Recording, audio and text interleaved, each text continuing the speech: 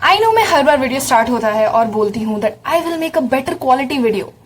What could be worse than this?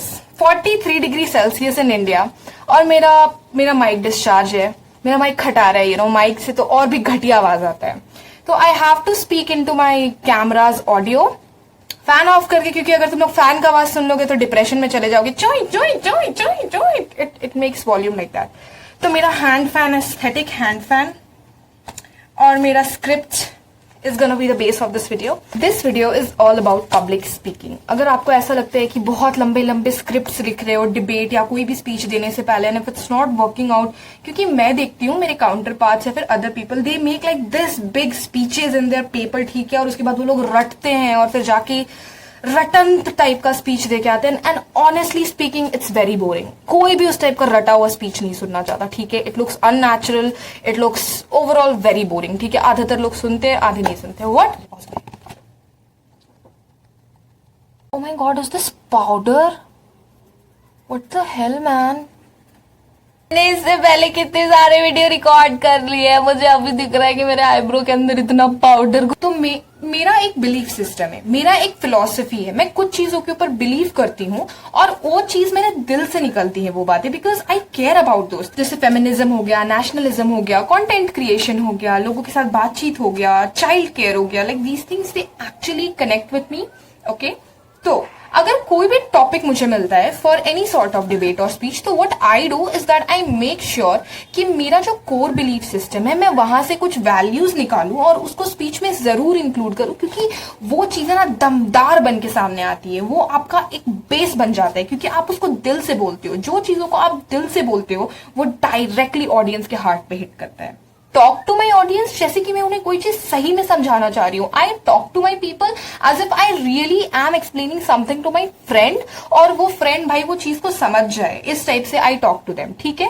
तो I am going to take an example of a topic that I was given quite a few days ago, and I want a gold medal in this on a university level. तो I think this is the best example. क्या structure रहता है, कैसे मैं बिना याद किए, बिना रटे हुए स्मॉल पॉइंटर्स की थिंग थ्रू चीजों को याद रखती हूँ, and then I implement it in a long hour speech. 10 minute हो गए, 12 मिनट हो गए, 5 minute, doesn't matter. What matters is speaking your heart out. मान लो कि आप, मेरा टॉपिक था can NEP transform India's education by 21st century.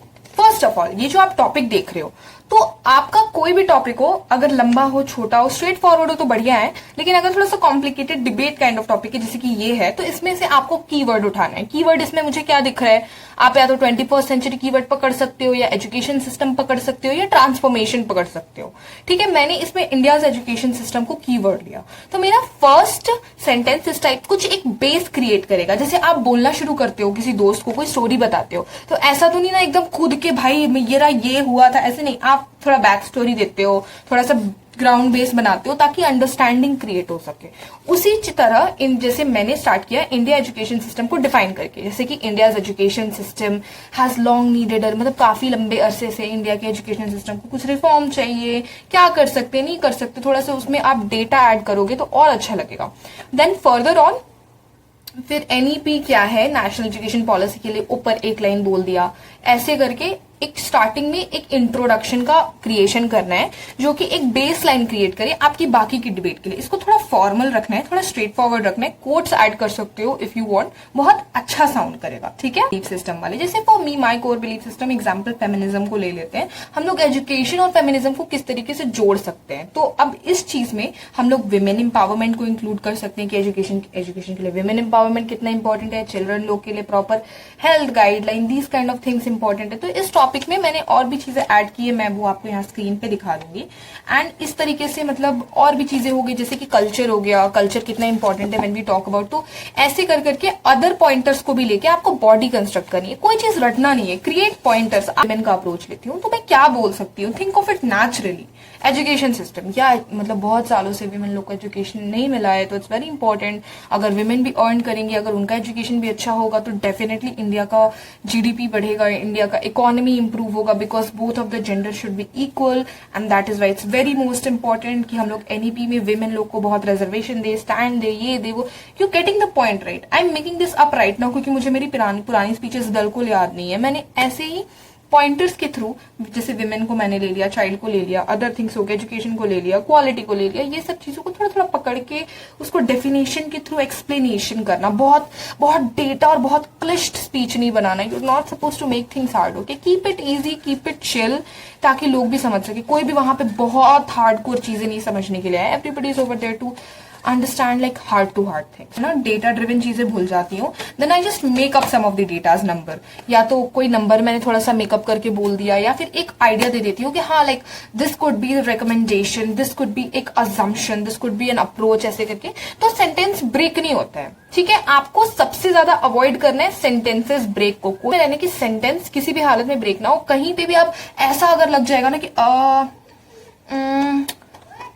तो बहुत बेकार लगता है ट्रूली स्पीकिंग, बिकॉज फिर ऐसा लगने लगता है कि आप रट के आए हो। तो सेंटेंस ब्रेक होगा ही नहीं जब आप एक फ्लो में बोलोगे, और वो फ्लो आपके दिल से आएगा। जैसे कि मन में याद रखना कि हाँ, विमेन के बाद मुझे क्वालिटी वाले टॉपिक को उठाना है, क्वालिटी के बाद मुझे ट्रांसफॉर्मेशन वाले टॉपिक को उठाना है। तो विमेन से लाइक या विमेन दिस दैट ऐसे वैसे, फिर like let's focus on the another topic that is quality, फिर ऐसे करके, and like similarly moving on to the third one which is technology and transformation. Example दे रही हूँ, I don't know if it's related with the topic और not, I am just like speaking right now. Last phase which is emotion. कोई भी चीज में अगर आपका इमोशन नहीं है, इफ यू थिंक कि you know you never going to win it, attach your emotion to it. Topic को इतना दिल तक ले जाओ, इतने इतने इतने वर्ड्स पे प्रेशर देकर, जैसे मैंने अभी देखा वर्ड्स पे प्रेशर क्रिएट किया, कुछ वर्ड्स पे प्रेशर क्रिएट करना बहुत जरूरी है जो चीज मैटर करता है। वर्ड्स क्रिएट करना, इमोशंस देना, eyebrows, facial expression, hand movement, body posture, all of these things are very very important. It creates a very big picture of you, और ये सारी चीजें एड अप करके it takes you up to a point where you deliver a perfect speech.